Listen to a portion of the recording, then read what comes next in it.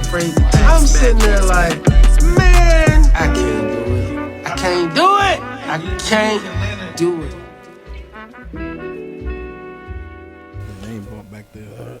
Good afternoon and welcome to another edition of Ask Mathis. I'm your host, Reggie Mathis, and rocking with me is my brother, Wild Man Teddy T, a.k.a. Baron Theo Mound-builder. You did something, Teddy? You didn't touch nothing? What's it? Start again, Reggie?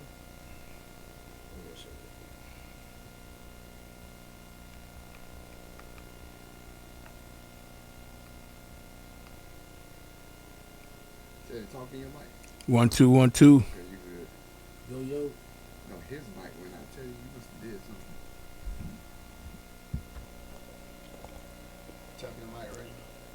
Okay, you good now. All right, Brad. Good afternoon and welcome to another edition of Ask Mathis. I'm your host, Reggie Mathis, and rocking with me is my brother, Wild Man Teddy T, a.k.a. Baron Theo Mound-builder.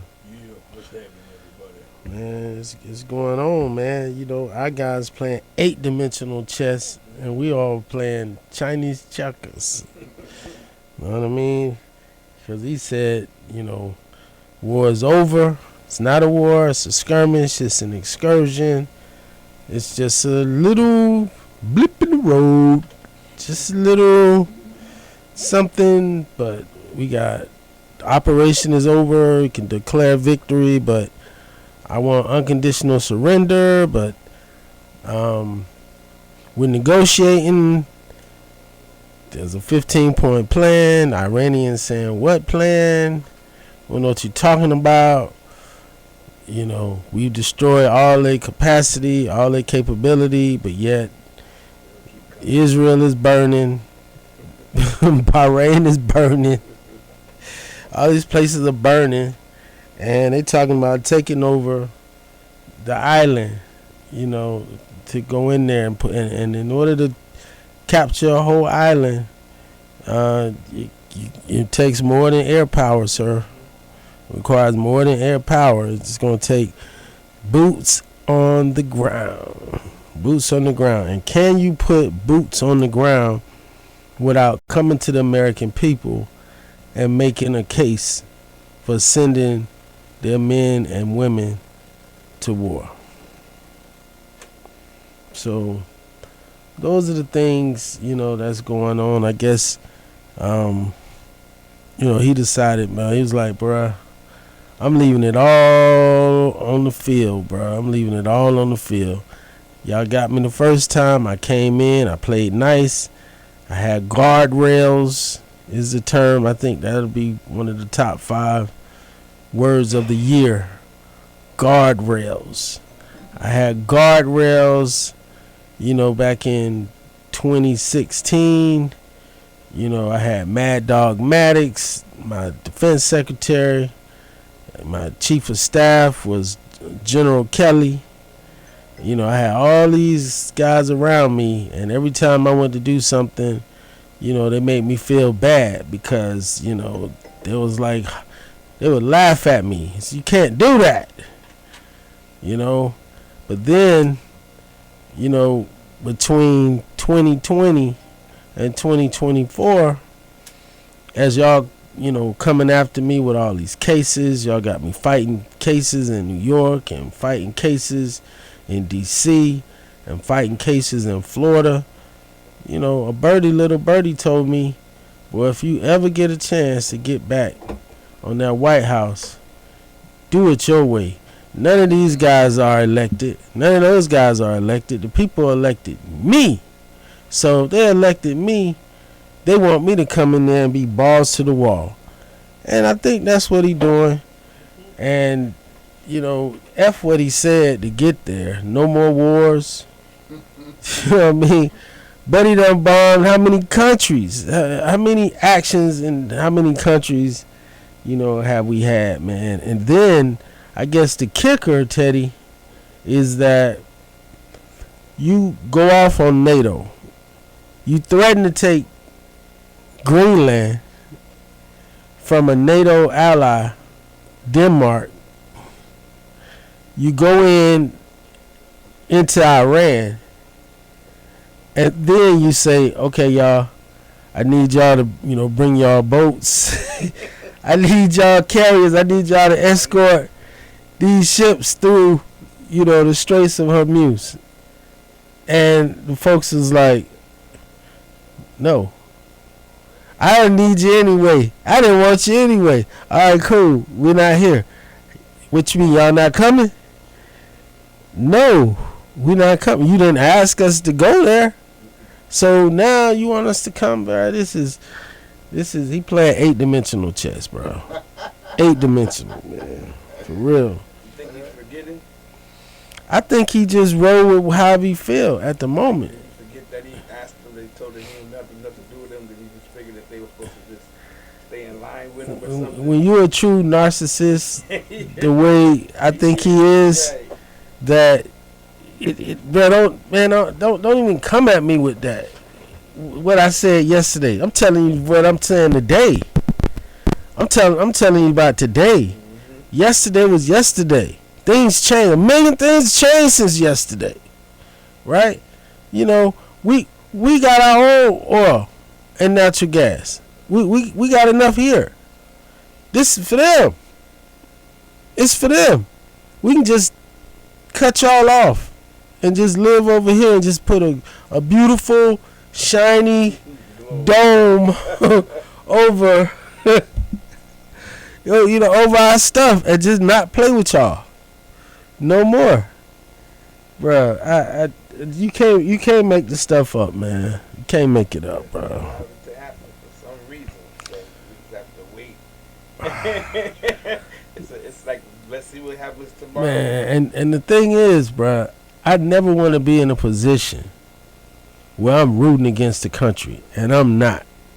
I don't want any soldiers, servicemen or women to lose their lives, because they bombing all the bases, and if you put them folks, you put those soldiers on the, you put those soldiers on the island, then, you put those soldiers on the island, bro, they gonna die, because you coming to their territory.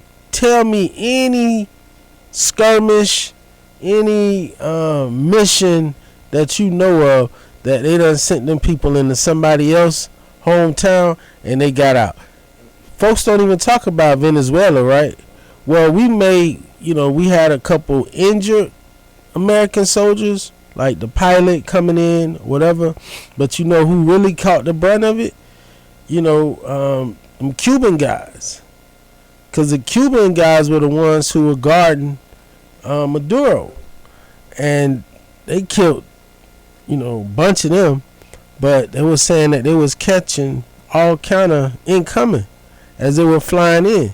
And so they're not telling the people about all the injuries. Like, they showed the one guy at the State of the Union, who was the pilot. And he all, messed up, what he caught, whatever, man. But in Afghanistan, bruh, it only take one bullet to be successful, to mess up, our day, right?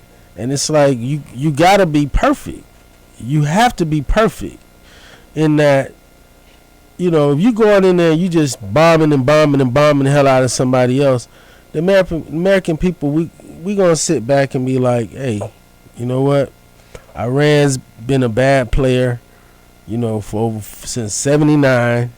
They've been a bad player. They haven't played fair, sending all these proxies, Hezbollah, the Houthis, Hamas, funding all these guys, training all these guys, harboring Al Qaeda. Bin Laden's son is supposedly in Iran, harboring these folks. And, personally, I don't think that Iran had done anything, catastrophic or much different. I think we've done more stuff to Iran than they've done to us, in the last 20 years. Directly. You feel me? Like, can you imagine, like, our chairman of the Joint Chiefs of Staff assassinated. Like, we killed the head of the Iranian military, and which Iran sparked them sending some bombs, and everybody thought it was on then because they vowed revenge and all that. And they talked them down, where they just shot off a couple missiles or whatever into Israel, and then they fell back. But now we've taken out their equivalent of the president, their chief justice of the Supreme Court, their speaker of the House, president of the Senate, and 2-3 layers underneath that, and they still rocking. And that's because people have underestimated Iran. And how did they underestimate Iran? I think if you start thinking of Iran as Persia, I think that might put it in a different perspective. You talking about folks with thousands of years of history, the creators of the alphabet, that region, those people, very highly intelligent people who certainly have the capacity, the know-how to build a nuclear weapon. So to come in there with the pretext that, they was weeks away from building a nuclear weapon, they've known how to, bro, do you think the people in Pakistan who have a nuclear bomb are smarter than the people in Iran? Do you think the people in India are smarter than the people of Iran? Like, no. Do you think the people in North Korea are smarter than the people in Iran? No, bruh. They've had the ability, and that's the thing that, they want to push this narrative that, they weeks away. But you just told us that we bombed the mountain and obliterated the whole program. So if you obliterated the whole program, how they weeks away from assembling a nuclear bomb? And then they got the ballistic missiles that went all the way to India, which means that they had the ballistic missiles because they just showed you that they got them. Right. So some's not obliterated unless we got to change. We got to change the name. We got to change the name. Alternative facts. We got to change the name. Obliterated don't mean obliterated no more. Obliterated means. We just shot up a couple things. Right. We spent the block. We spent the block. We did a drive-by. Couple casualties. We do a drive-bys. Flybys. And I think the American people is cool until you start talking about sending soldiers, and your boy think he untouchable enough that they can send soldiers and they're gonna go over there without complaining. Not so sure. Didn't they just send a ship full of soldiers there? Marines, they over there building up. And so, bro, you talking about a mountainous region of Iran, bro? You imagine what type of fighting you dealing with, man? It's bruh. Like, you just saw. Or they think they got tunnels in Palestine, in Gaza and all that, bruh. You going to the capital, bruh. You might find Atlantis, in them undergrounds, stuff that they have. And I just, this whole thing about, Netanyahu and Israel, man, and like the dog, the tail wagging the dog. It's like, Israel going out there doing missions, striking, the gas facility, and then Trump like, nah, I ain't know about that. It's like, what? Hold on. You didn't know that they was going to do this and that Iran was going to retaliate and hit Qatar and threaten, like, they're back 5 years. They're talking about with the damage that Iran did with their strike in retaliation to what Israel did. They set back 5 years. So talking about gas, getting over $1, oil going for now approaching $100, over $100 now a barrel. What does this really mean? it means a lot of stuff to me, Teddy. And I just want to get this off my chest. Bruh, when you're talking about $1 billion a day that this is costing, right? $1 billion a day that this is costing. Like, every missile, you know, that we're using, bruh, are millions of dollars. You know, cheapest, $200,000. The drones that they have are between $2,000 and $20,000, bruh. You know, they got plenty of them. They got plenty of them. So it's like the cost benefit analysis, they can hold out a lot longer than I think the American people have will for. They can hold out. You know, they can hold out because when people ain't going to the they're not taking it to the streets like the Doobie Brothers said. Talking about, oh yeah, we send these bombs, and then, you know, these folks are gonna, you know, run out and call us liberators, and they're gonna run out and you know, and then they're gonna have a democracy tomorrow. Bruh, they just killed 35,000 of their own people, you know, like within the last 60 days. You think them people ready to come out? I'm sure all of them know somebody that went out there. I'm like, man, dog, we going out. You know what I'm saying? Remember the George Floyd protests? Remember all that stuff, people going out, and you just saying like, yeah, I'm going to go out. And then what did we see on the news? The lady got caught with a rubber bullet. You know what I mean? The lady got caught with a rubber bullet. You like, man, you know what I mean? Hey, you know what I mean? I'm going to think twice. I'm going to watch it from TV. And then the sentence come, change the law, talking about you go out there and block cars. They got the right to ram you, ram you in the car. So it's like, okay, who about to come out here and be captain? Who about to come out here and be the captain right now with this? So, bro, they straight killing by the tens of thousands. And we think because we done sent a couple bombs, the folks still, you know, patrolling, and they come around and they just give it that look like, oh, okay. Yeah, Libertad, or whatever the equivalent of Libertad. I was watching Scarface the other day, so that's stuck in my head. Like so they were saying the boats was running into, they got the little boats that run into the big boats out there that's been going on. It's like a lot of other little things that's happening that we're not being abreast of, you know, to really not make people get crazy. But, I mean, to me, you have, see, right now you got everything that's happening. So you got the old money, the new money. You got electric cars. You got the coin. I think it's just a shift. You know, it's like there's no oil, so let's go to electric. Let's just turn everything over. Let's come in with all. Right. Somebody's going to benefit and profit big time for what's going on. It happens every situation. Now here's another thing. Call it a conspiracy theorist. Call it what you want. But you know, when Trump last week announced that we had, you know, an agreement is imminent, is coming, is close, you know, and the Straits of Hormuz is going to be open, right?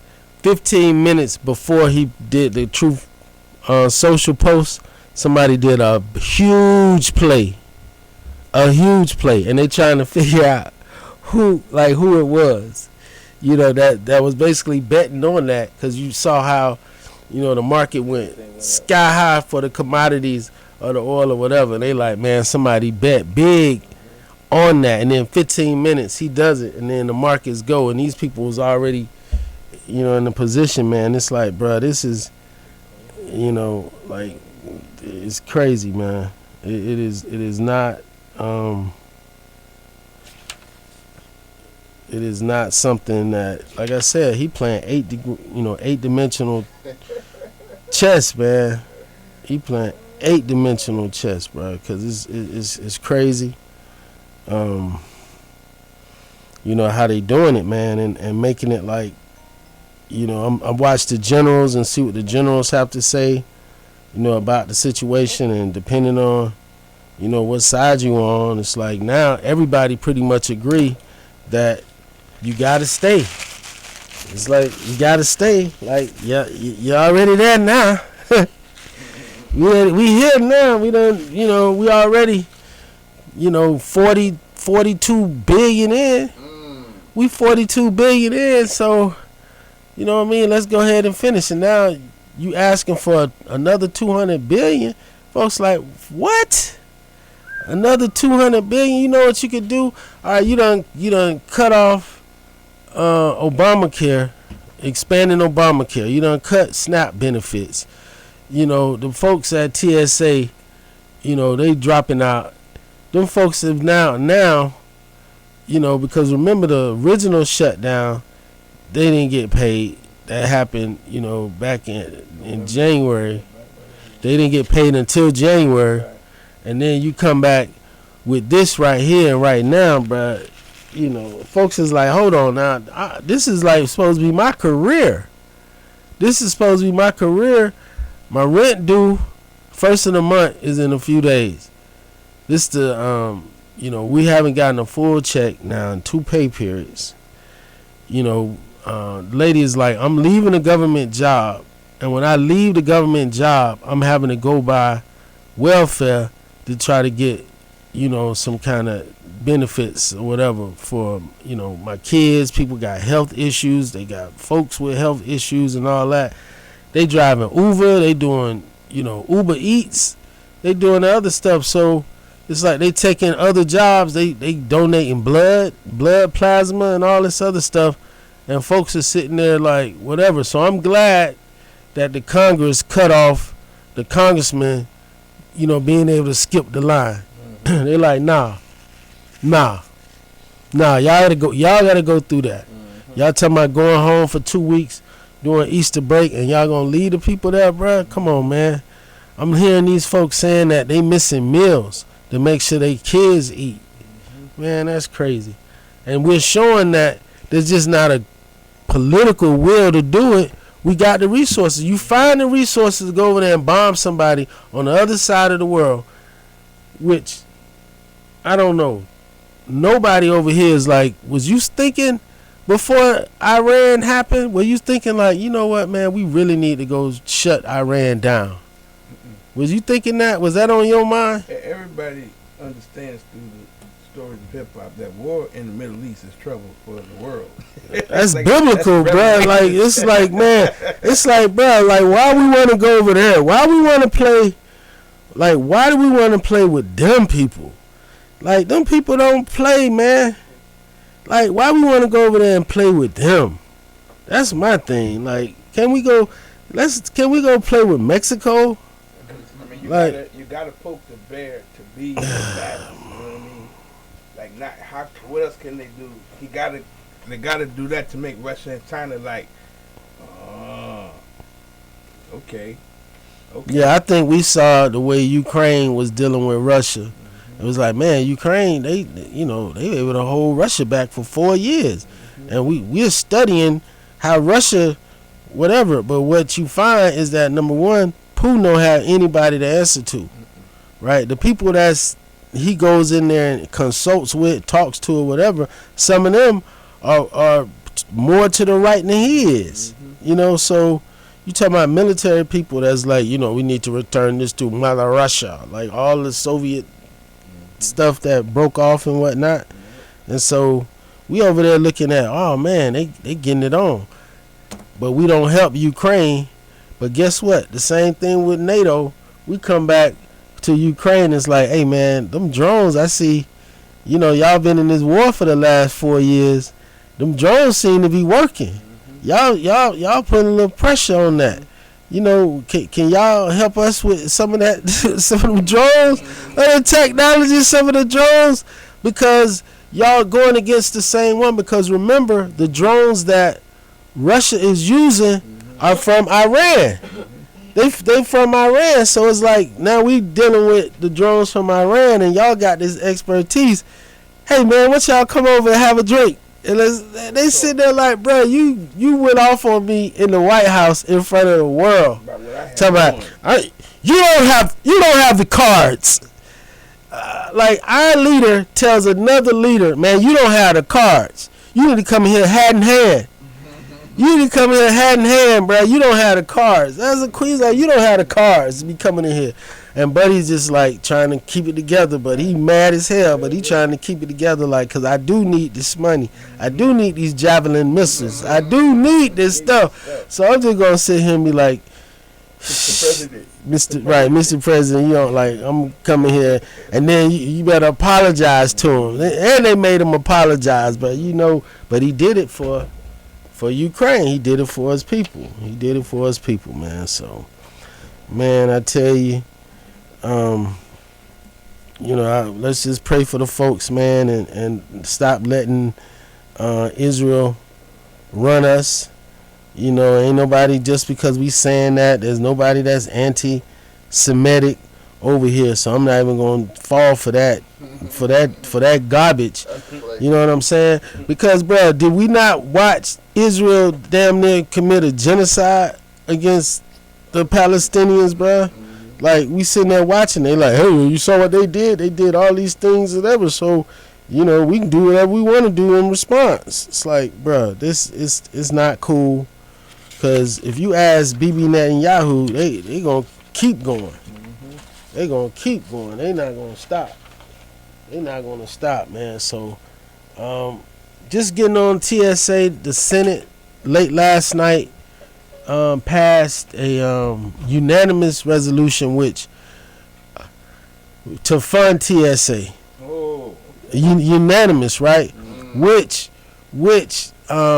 they had the last vote open for the longest because Majority Leader Thune, who's the head of the Senate Republicans, would not close the vote because the guy that's up there now, Senator Kennedy from Louisiana, he had sponsored an amendment which basically said, let's fund TSA and keep negotiating on ICE, right? And Thune ain't want to do nothing, and so he held it up. So he's like, man, why is this vote, which everybody's already voted, why is he holding it open? Because Buddy had that amendment there. So like overnight, in the wee hours of the morning, Thune let it go, and it was unanimous. Like, when the last time you saw something unanimous coming out of the Senate? So 42 days, they was able to pass it unanimously, in less than 5 minutes. So that just goes to show you, I think they shouldn't be getting paid. Like, when people are withholding money for other employees or health care or whatever, I think all the people in Congress should be on Obamacare. They should be on the Affordable Care Act. When issues going on, they shouldn't have privileges to skip the lines in Congress. None of that. And look how fast things get done. So look at these airports, bro. You know what I'm saying? Like, I was gonna go to Atlanta over the weekend, bro. I'm like, man, nah, man. I'm not, nah, bro. I can't do it. I can't do it, bro. They got this thing going on the 25th. This Rick sent me all this. He told me, I ain't driving nowhere. He's saying, I guess we'll be driving. Yeah, we be driving or get on that charter. You know what I'm saying? Get on that PJ. Bro, because I mean, this is a way right here. If you talking about a voter's drive, this is a voter's drive and a half. Bro, you talking about midterms coming up, and folks, like, all these kids, these spring breakers and all that, man, they coming in, they just like, nah, bro, this is crazy. This is crazy. So, go ahead, man. So we usually have a lot of input from Step, man, but Step is in the military, so Step ain't allowed. He can see, he's just, you know what I mean? So go ahead and play this, man. At least he hear it. You know what I mean? At least he hear it. We know we ain't trying to get Buddy in trouble because the Secretary of War is very thin skinned. Very thin skinned. We also don't fight with stupid rules of engagement. Stupid We rules untie of the hands of our engagement. warfighters to intimidate, demoralize, hunt, and kill the enemies of our country. Those are the words of a potential war criminal. Right Those words are the words And of that a is potential not criminal. the advice and counsel and direction that any Secretary of Defense should be providing our soldiers, sailors, airmen, and Marines. It puts them actually in greater danger. The Secretary of Defense is a disgraced major that was kicked out of the D.C. National Guard. He has no qualifications whatsoever to be the Secretary of Defense other than his extreme loyalty to the President. Again, those are the words of a potential war criminal. We also Oh man, bro. I mean, Them some strong words. when you start, bro. When you start hearing from the folks who that's what they did. That's all they did.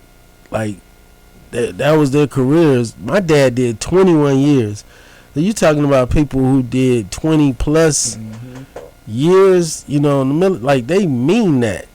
Like they mean that. And so, respectfully, Buddy, you know, handsome guy, smart guy, got into an Ivy League school and made it on television. So when you make it on television, it's like, you know, remember those commercials like, you know, I'm not a doctor, but I play one on TV. Like he's like, I play a military hero on TV. Trump's looked at him and was like, man, that's a John Wayne looking type guy, man. You know, I love him. He, you know, nice body, you know, coming in. That guy be a great, you know, I'd love to be around a nice conference table, you know, with him. You know, handsome guys like that, beautiful people like that. You know, like that's this crazy image, but he don't care about whatever. And then remember what they came into power with. What was their main agenda when they first came in? I would say the first 2-3 months, DEI. DEI, everything, diversity, equity, and inclusion. Like, you know, they had the crash in up in what was that in Reagan? They had the crash at Reagan Airport with the helicopter coming, and they first thing they said, they blamed it on diversity, right? Right, blamed it on diversity, the air traffic controllers and all that, blamed it on diversity. Now, do you know the guy who just got sworn in, the senator from Oklahoma, right? Guess what? He is now director of Homeland Security. He's not a secretary of Homeland Security. He's cabinet position, right? So he is over, you know, keeping our borders, you know, clear and protected. You know, our airports, you know, TSA is under them, Coast Guard is under DHS, FEMA, all that. Guess what his background is, Teddy T? He's a plumber. Oh, he knows how to clear the pipes. He's a plumber. He's a plumber and a rancher. With ambition. A plumber and a rancher. Okay. And Buddy is sitting. But you can't make this stuff up.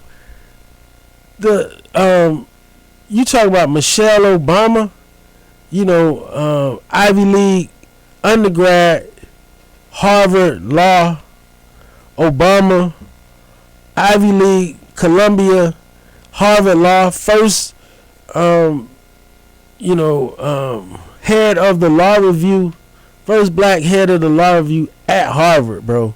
These are these credentials, and they calling them DEI hires, right? Ketanji Brown Jackson, first black female on the Supreme Court, Harvard. She not qualified.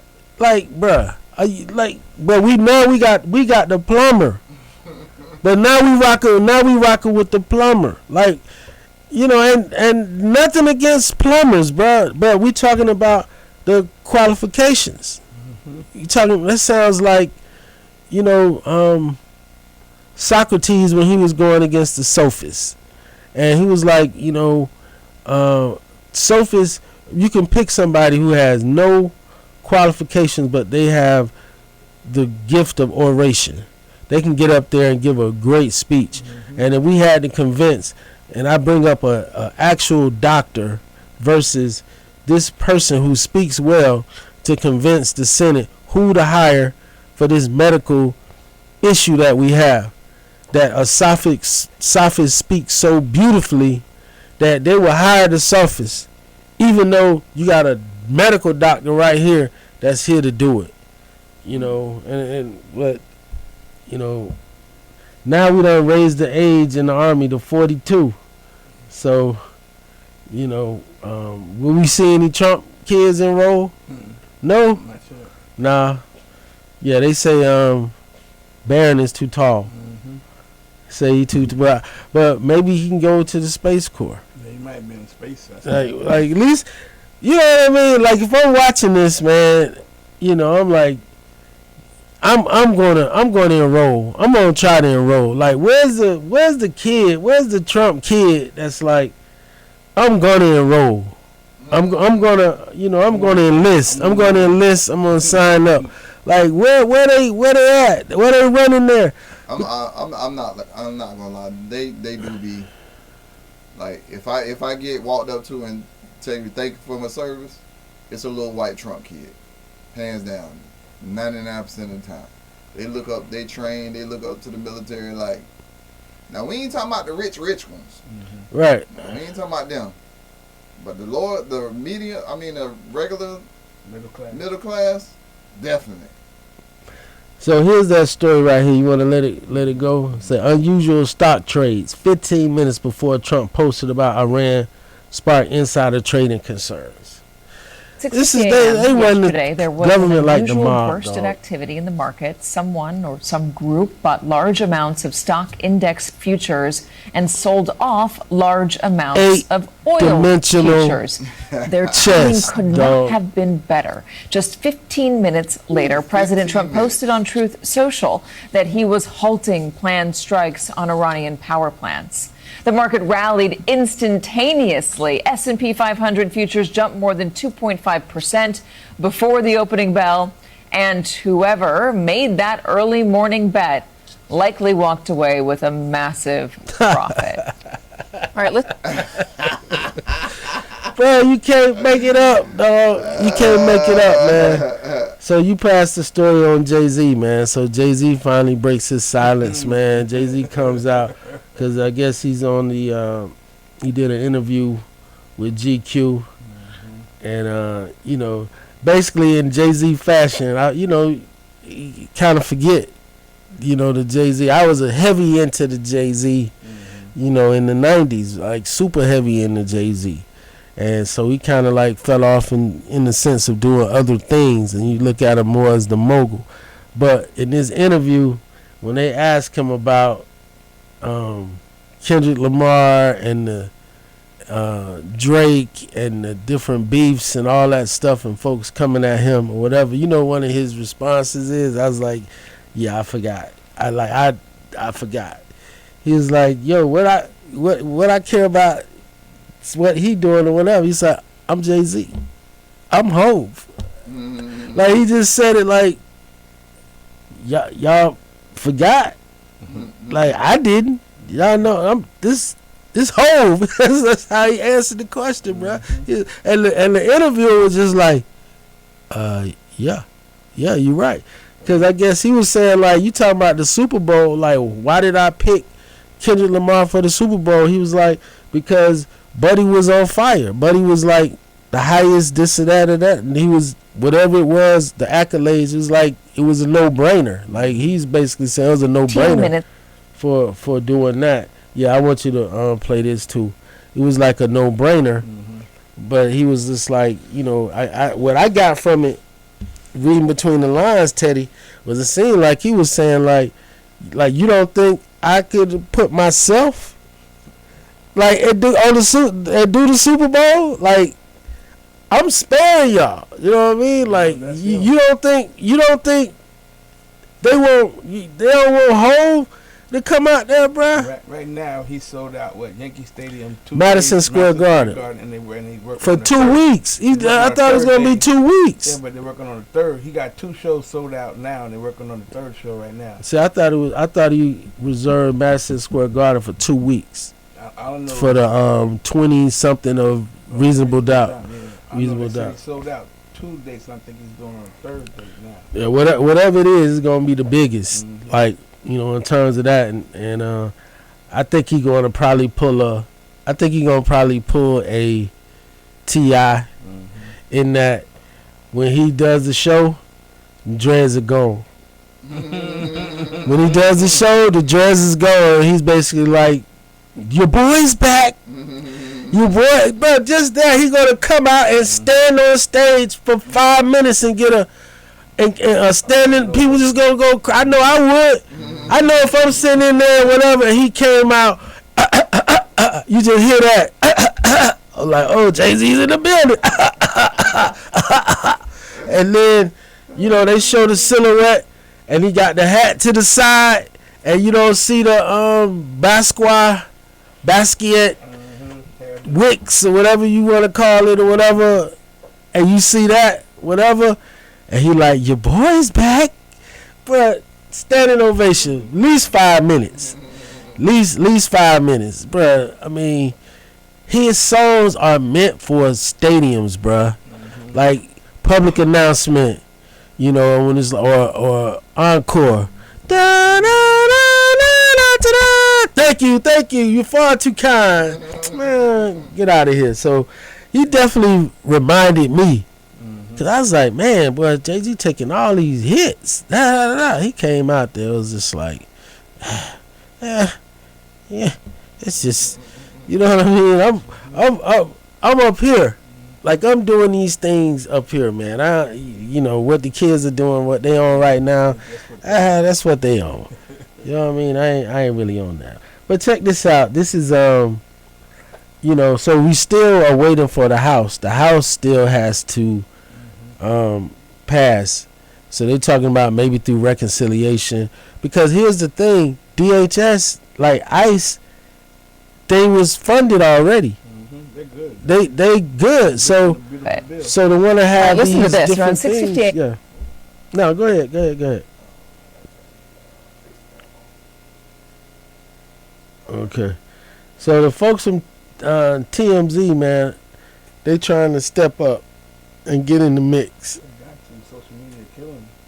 Right now, that if anybody goes to Disney World with their family for spring break, or goes to a beach somewhere or anywhere on vacation, and you see one of the 535 members of Congress, take a picture and send it to us at TMZ.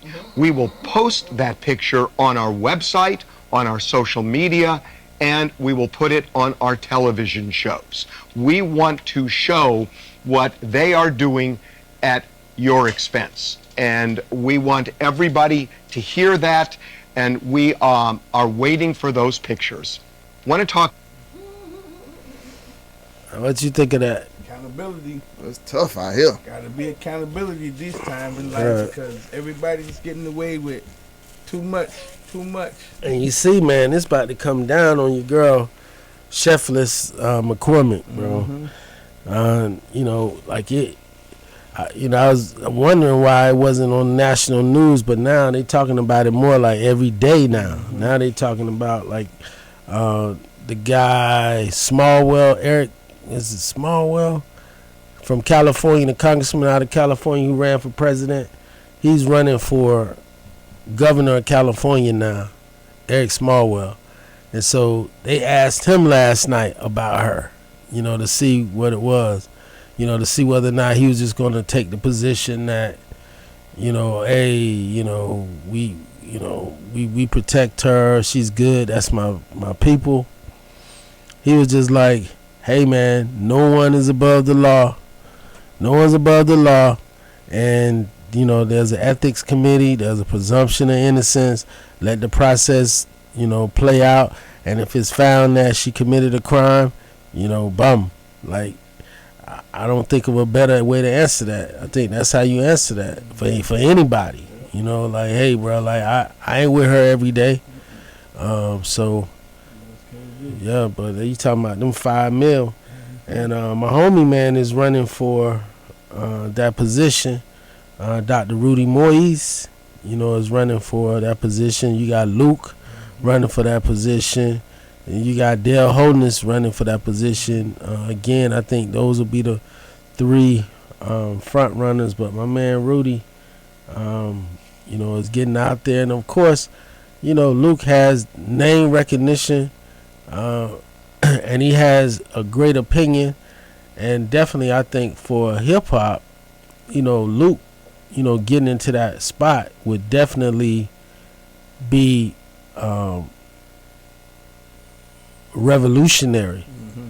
And one thing, like just working with them and being at different events, it's good to see the people our age accepting them. Like they're like, yeah, wow. not like, you know, he's run for mayor before. He's run, you know, different things or whatever. But, you know, like you said, man, it's like, you know, now, like even when he comes out on Millennium Tour or, you know, shows with different generations, you know, he still come out. And it's like now, like everybody with it because we the old people now.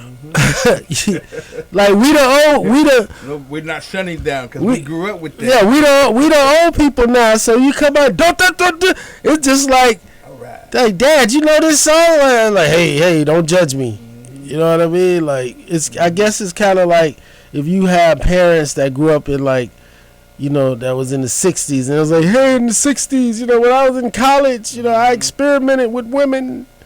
You know, when I was in college, you know, I took LSD or I took, you know, Coke or I had a threesome in college. You know, you could.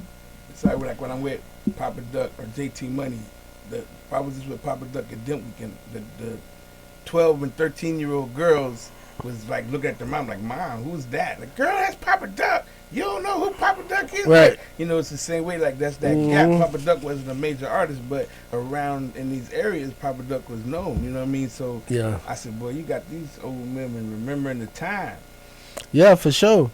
For sure. Like, even the Vice Mayor Wilson of Miami Gardens, she called herself, you know, the lady with the good knees, auntie with the good knees.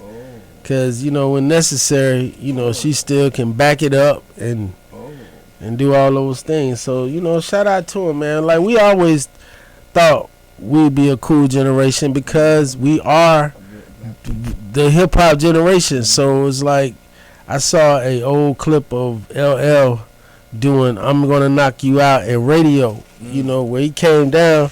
And it's just like, first I looked at it like, man, LL is 60 or approaching 60. I'm like, I remember when LL was the young guy, new guy, you know, coming behind Run DMC. And we broke away kind of from Run DMC and went with LL.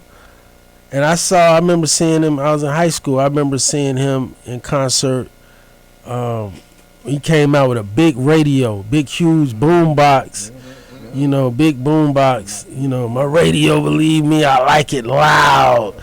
You know, that's that spot in Crush Groove, how he did that. Like, yeah, I remember that. Yeah, exactly, Radio, like, that exactly. So, you know, just seeing that and now seeing him now, it was like there was nothing that he did that did not seem authentic.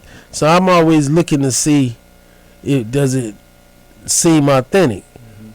And it looked authentic, like the way he was moving, like going back and forth, like he was doing the hip hop bop, and he was doing, you know what I'm saying? Like Run DMC was that look. That was Run DMC, but LL bought hip hop. The Kango, you know, he was the first person to wear the Jordans. He's the one that blew Jordans up. He's the first in that. I remember he was with the Carl Kanai and Fubu. Fubu did their first commercial. Like LL was that guy, but just seeing him like perform, like, cause even when I see some of the older rappers now, you see like Kumo D is fat, you know, and he just looked like on some, you know, total where don't look good. But I'm like, nah, bro. LL got it. He still tour when he want to. Say go LL and say, you know, and I would say Ice Cube too. Like it's something about authenticity.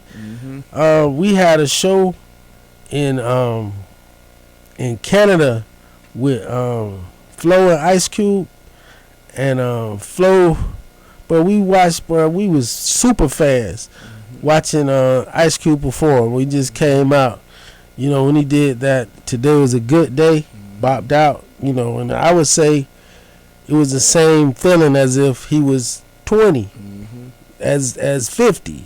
You know, like you could do that. Lyrically, Scarface has that ability, but his movement is gone. Slick Rick movement is done, because we had Slick Rick at studio, and bro, Slick Rick came in, and we saw him too. Yeah, we saw him on the beach. We saw him on the beach. It was, he stayed one spot, and it's like he was between two people, so I don't even know if he can stand up, bro. So taking care of yourself is definitely cool. So, man, Usher's getting it right now, bro, because seems like they showing Justin Bieber, you know, confronting him, you know, in L.A., like got his hand all in his face and whatnot. And then now we got Usher talking about Diddy. Let's hear what Usher got to say about Diddy. They say Diddy might be home in about a month. We shall see. You know he's coming straight here. For sure. But in the same way, I think many people choose to look past the reality of what our country is, the standards that we now stand on. We can't ignore the reality of the history. But in many ways, I think certain people are prosecuted and maybe not recognized for the greatness, you know, that they offer. I don't have anything negative to say about Sean Combs, because my experience was not what the world has seen and how he's been, you know, misrepresented. I'm not saying that every man is perfect. I'm not saying that all of us don't have flaws, but I can't, with any sense of humanity, not recognize the valuable contributions that this man made for us as black entrepreneurs, for us as businessmen, for us as people who transition, you know, culture and ideas into something that's tangible and becomes business. So many people benefited from what he created, and I acknowledge that. And that's why I see him as legacy. Yeah. You told Shannon Sharp you learned a lot about business during that era. Absolutely. What'd you learn?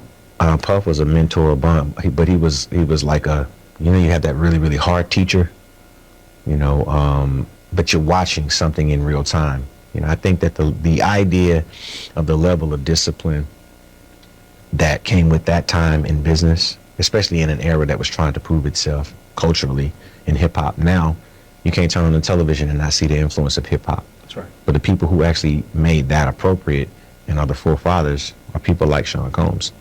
And not just in the great times that they had musically, but in the idea of being able to find ways to monetize culture and create something that was not just black or white.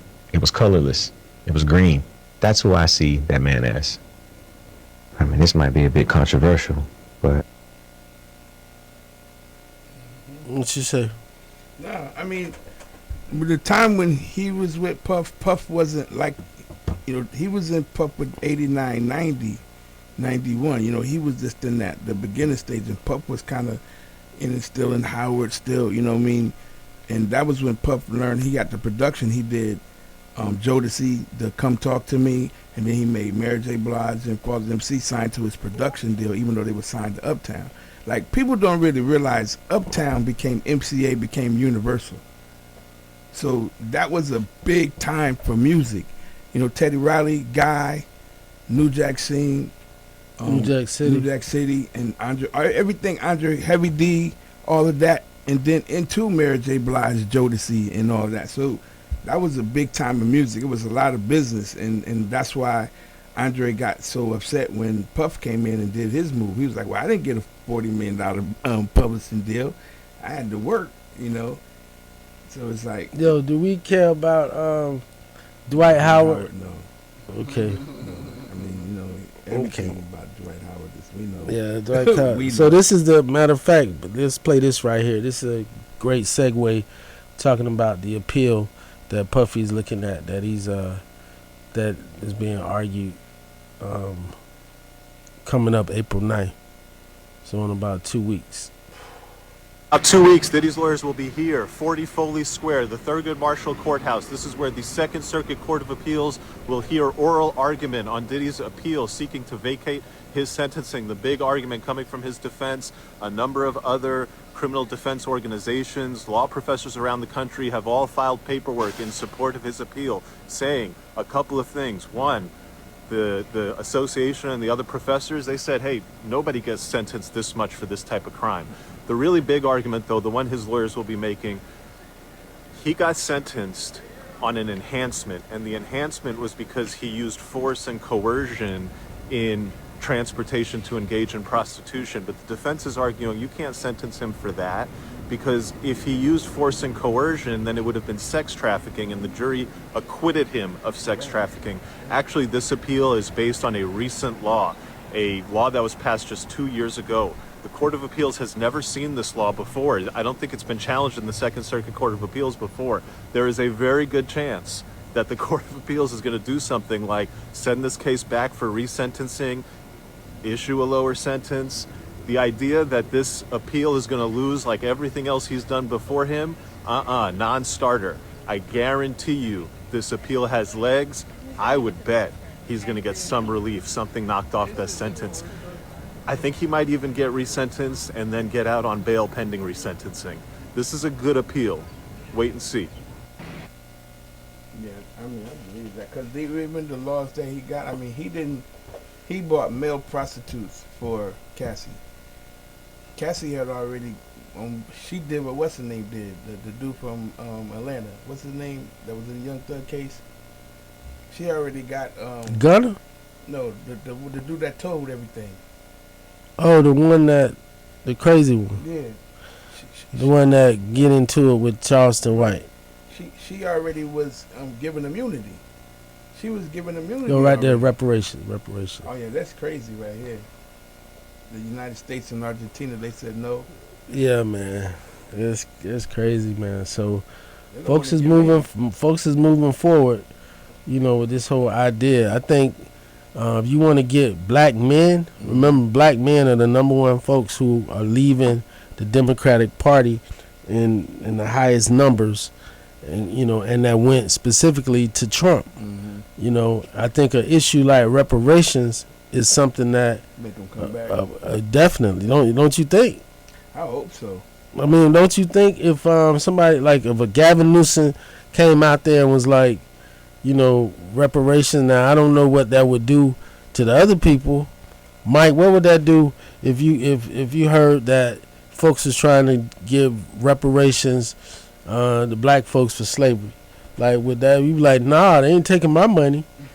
And, 'cause that's what's going on right now. They folks is like, they know that's the worst thing of a people, bruh. Like in the modern era, the transatlantic slave trade was the worst thing done. Let's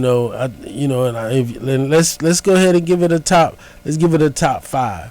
I put the transatlantic slave trade number 1. I put the Holocaust number 2. October 7th. In Israel, like, bruh, people were just popping up in a concert. Were you in a concert and get to shooting people in a concert? Like, that's crazy to me. 9/11. You know what I mean? Like 9/11, that Oklahoma City bombing. That which happened during the time of Biggie. Like when people hear that song, when they hear World Trade, they thinking they talking about 9/11, but no, he talking about Timothy McVeigh. Military trained,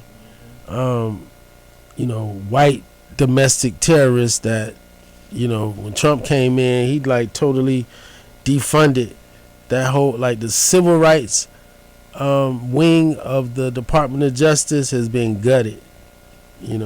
Like most of the black U.S. attorneys were in the civil rights division, and it's just like they gutted. So how do you even stay, if you black, how do you even stay in government? How do you even stay in? And I think you got folks just, man, trying to ride it out. And then what happened at the beginning with the whole DEI, he tried to root out all the black people. Like DC is all, it's like nobody thought it out, saying like, bruh, DC, Chocolate City, you get rid, like all these folks is connected somehow, some way to the federal government. Like y'all ain't gonna have no work.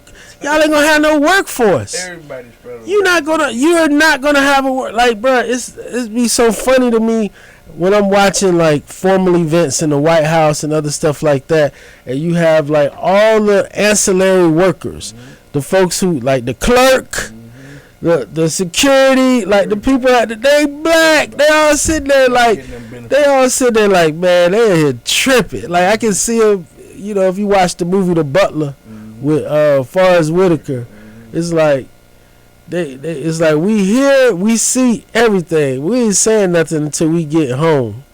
But you get like DC is in it. I can't do it. I can't do it.